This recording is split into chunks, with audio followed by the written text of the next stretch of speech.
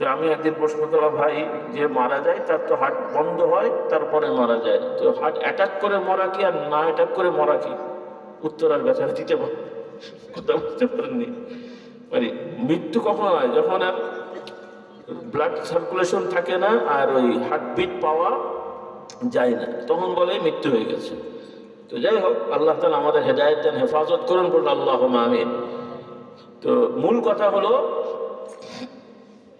জীবন তো যাবেই, কিন্তু ইমানের উপরে থাকলে জীবন চলে গেলেও কোনো ব্যর্থতা নাই। কারণ আল্লাহ নবী বলেন, ইমানদার পরেশগার মানুষ যখন কবরে তাকে শোয়ানো হবে, ফেরেশতারা তাদেরকে প্রশ্ন করবেন, ফেরেশতাদের প্রশ্নের উত্তর ইমানদার দিয়ে ফেলবে।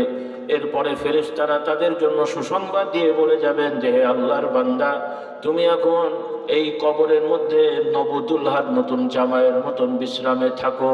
সুবহানাল্লাহ। হাদিস এসছে যে কবরটা ইমানদারের জান্নাতের একটা টুকরা হবে, আর কাফের মুশরিকদের জন্য জাহান্নামের গর্ত হবে। আল্লাহ তাআলা আমাদেরকে জান্নাতি হওয়ার তৌফিক দান করুন, বলুন আল্লাহুম্মা আমিন।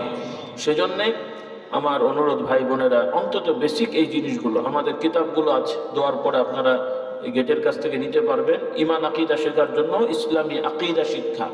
কারণ সব নবী রাসূলরা সর্বপ্রথম ঈমান শিখিয়েছেন, আর এই কলেমাটাও সর্বপ্রথম, এই যে আমরা জিকির আজকার করে, ঈমান শেখানোর জন্য।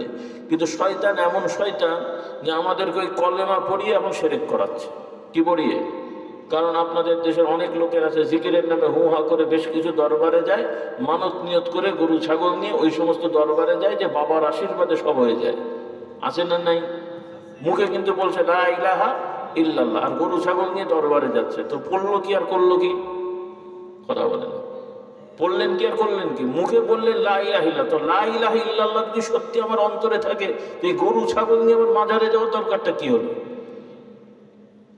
কারণ কলেমা শরীফের অর্থটা কি? যে আল্লাহ ছাড়া সত্যিকার অর্থে আর কোনো উপাস্য নেই। আমার রোগ হয়েছে, ব্যাধি হয়েছে, সমস্যা হয়েছে, সন্তান হয়নি, কে দেবেন? তাহলে মাজারে কেন? মাজারে তো জিয়ারত করবেন, জিয়ারত করা খারাপ না, কিন্তু রোগ ব্যাধি বালা মুসিবত হলে গরু ছাগল বাঁধেও এমনিও যদি কেউ জিয়ারত করে যায়, যে মানত করে আমার এই সমস্যা, হুজুরের দরবারে যে একটু জিয়ারত করি, এটাও শরীয়ত সম্মত না, এটাও শরীয়ত সম্মত নয়। কারণ বিপদের সাথে কবর জিয়ারতের কোনো সম্পর্ক নেই। বিপদের সাথে সম্পর্ক হলো আল্লাহর কাছে চাইতে হবে, আর সেটার মাধ্যম হলো নামাজ, সেটার মাধ্যম হলো রোজা, সেটার মাধ্যম হলো কোরআন তেলাওয়াত, সেটার মাধ্যম হলো বেশি বেশি ইস্তেগফার, তওবা ইস্তেগফার করা। বসে বসে নতজানু হয়ে আল্লাহর কাছে কাঁদে না, তওবা করে, আল্লাহ আমাকে ক্ষমা করে দেন। আল্লাহ কিছু বলেন না, শুধু ক্ষমা করে দেন, ক্ষমা করে দেন, এটা বলতে থাকলেও আল্লাহ বিপদ উদ্ধার করবে। সুবহানাল্লাহ বলেন। আল্লাহ তাআলা আমাদের কবুল করে নেন। কিন্তু উল্টো পাল্টা শয়তান আমাদেরকে শিখেছে, হুজুরের মহব্বত লাগবে ঠিক আছে, কিন্তু কোথায় কি লাগবে আমরা বুঝতে পারি না। এখন কেউ যদি দেখেন বৃষ্টির সময় একটা হাঁড়ি মাথায় দিয়ে ঘুরছে, কেমন লাগবে? কথা বলে না। সে যদি যুক্তি দেয়, একটা হাঁড়ি বাড়িতে আছে, আমি ছাতা কিনবো কেন, হাঁড়ি নিয়ে চলি, কেমন লাগবে? হাঁড়ি কি মাথায় দেওয়ার জিনিস? এখন এইরকম যুক্তি দিতে হবে না। হুজুর লাগবে ঠিক আছে, কিন্তু কোথায় লাগবে? আলেমের কাছে যেতে হবে শেখার জন্যে, বোঝার জন্যে, নিয়ম পালনের জন্যে। কিন্তু হুজুর করে দেবেন, এ তো মুসলমানের বিশ্বাস না। করবেন কে? আল্লাহ তাআলা আমাদের হেফাজত। আবার হুজুরের দোয়া করলে হবে, না হলে হবে না, তাও না। হ্যাঁ, দোয়া আলেম ওলামা দোয়া করবেন, আমরা আগ্রহী, কিন্তু তার দোয়াতে হবে, আমার দোয়াতে হবে না, এটাও কিন্তু আবার ইমানের জন্য খাতরা। কারণ আপনি আমি যত বড়ই গুনাহগার হই, আমার ইয়াকিন থাকবে আমি বড় গুনাহগার বড়, তবে আমার রবের রহমত দয়া এর থেকেও বড়। বলুন সুবহানাল্লাহ। এই জন্যে গুনাহ হয়েছে, তওবা করতে হবে। তার মানে আবার বলেন না গুনাহ করে যাবো, নাউজুবিল্লাহ। না রে বাবা, গুনাহ থেকে বাঁচবেন, কিন্তু কোনো বিপদ হলে মনে করেন না আমি গুনাহগার, আল্লাহকে বললে হবে না, হুজুরকে ঠ্যাং ধরতে হবে না। রে বাবা, এই কাজ করা যাবে না। ভাই বোনেরা, আল্লাহর কাছে চাইবো, মা বোনেরা আল্লাহর কাছে চাইবো, রাজি আছি। বিশেষ করে শেষ রাতে তাহাজ্জুদের সময়, ফজরের ওয়াক্ত হওয়ার আগে আল্লাহর কাছে চাইবেন। তবে এখানে একটা বলে রাখি, আমার ইমাম খতিব মুয়াজ্জিন ভাইদের অনুরোধ করব, আপনারা ফজরের আজানটা আউয়াল ওয়াক্তে দেবেন। কারণ আমাদের সমাজ একটা রেওয়াজ হয়ে গেছে, ফজরের আজান রমজান বাদে প্রায় সময় দেখা যায় 20-20 আধা ঘন্টা পরে দেয়। তো এটা খুব সমস্যাকর। আর সাধারণ মানুষ তত বোঝে যে না, ওরা মনে করে আজান দিলে মনে হয় ফজরের ওয়াক্ত শুরু হয়, আর অলরেডি তো আধা ঘন্টা আগে ঢুকে পড়েছে ফজরের ওয়াক্ত। তারা অনেক সময় রোজা রাখতে যে ওই সময় ইফতার সেহরি খায়। কথাটা বোঝেননি আমার? আর ওরা বুঝতেও পারে না। সেজন্য আর এখন না হলে ঘড়ি টড়ি ইত্যাদি হয়েছে, বা সেও অনেকে এই মোবাইল দিকেও টাইমটা অত বোঝে না। সেজন্য আপনাদের আহ্বান থাকবে, আপনারা ফজরের আজানটা সারা বছরই চেষ্টা করবেন আউয়াল ওয়াক্তে দেওয়ার, যাতে মানুষ জানতে পারে যে এই সময়টা ফজর হয়। কথা বোঝা গেল? আর তার আগে হলো তাহাজ্জুদের সময়। আমার ভাই বোনেরা তাহাজ্জুদের সময় একটু জিকির আজকার করবেন, 2 রাকাত 4 রাকাত 6 রাকাত 8 রাকাত সাধ্য অনুযায়ী নামাজ পড়ে ওই সময় যার যা মনের আকাঙ্ক্ষা আছে আল্লাহর কাছে বলবেন। এটা সব থেকে গুরুত্বপূর্ণ দোয়া কবুলের সময়।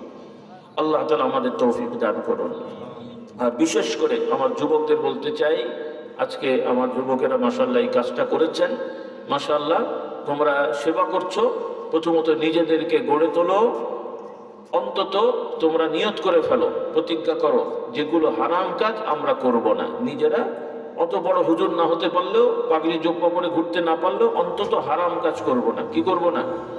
পাগড়ি জোব্বা পরা ফরজ ওয়াজিব না, কিন্তু দাড়িয়ে রাখা জরুরি। টাকনোর উপরে জামা কাপড়, মানে প্যান্ট পায়জামা লুঙ্গি ইত্যাদি টাকনোর উপরে রাখা কি ফরজ।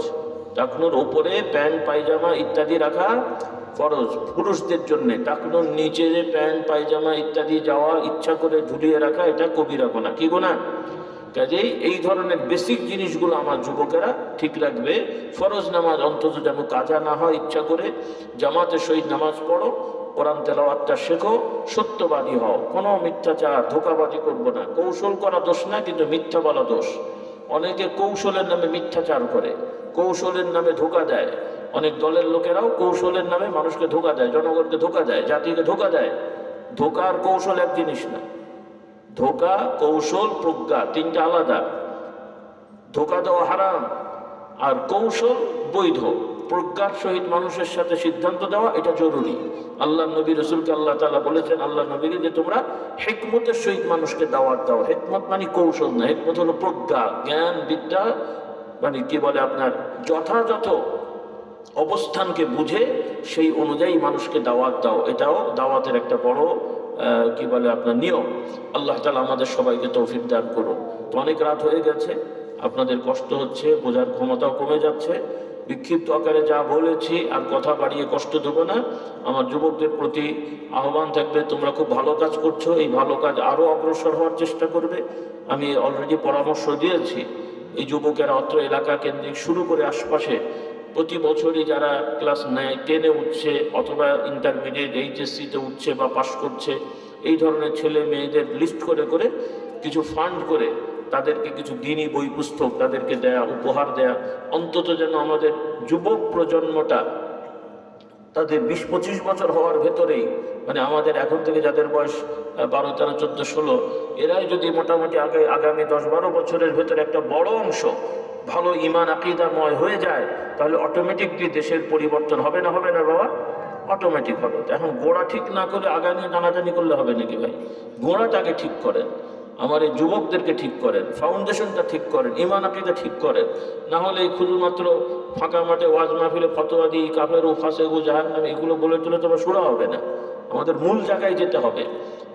মূল ময়লা আবর্জনা সাফ করে পানি পরিষ্কার করেন। এখন ইঁদুর পচা কুয়ার মধ্যে রেখে শুধু পানি ফেলছেন, সাফ হবে? এই জন্য জিনিসগুলো আমাদের খেয়াল রাখতে হবে, গোড়া থেকে আমরা চাই। এবং এক্ষেত্রে সকল দল মতকে একাকার হয়ে যেতে হবে। যে যেই দল জাগতিকভাবে আছে সবাইকে বলতে হবে, ভাই দল আপনি যাই করেন, আপনি তো মুসলমান, তো ইসলামের কাজে আমরা করবো। এখানে কোনো আপত্তি আছে ভাই? যে দলেরই হোক, কেউ শুয়োর খায়, কথা বলে না। মুসলমানের সন্তান একটা অন্য দল করে, মনে করে ইসলামী দল না, নন ইসলামী দল করে, কিন্তু মুসলমানের সন্তান শুয়োর খায়। কেন খায় না? আচ্ছা, শুয়োর খায় না হারাম, তা শুধু কি হলো?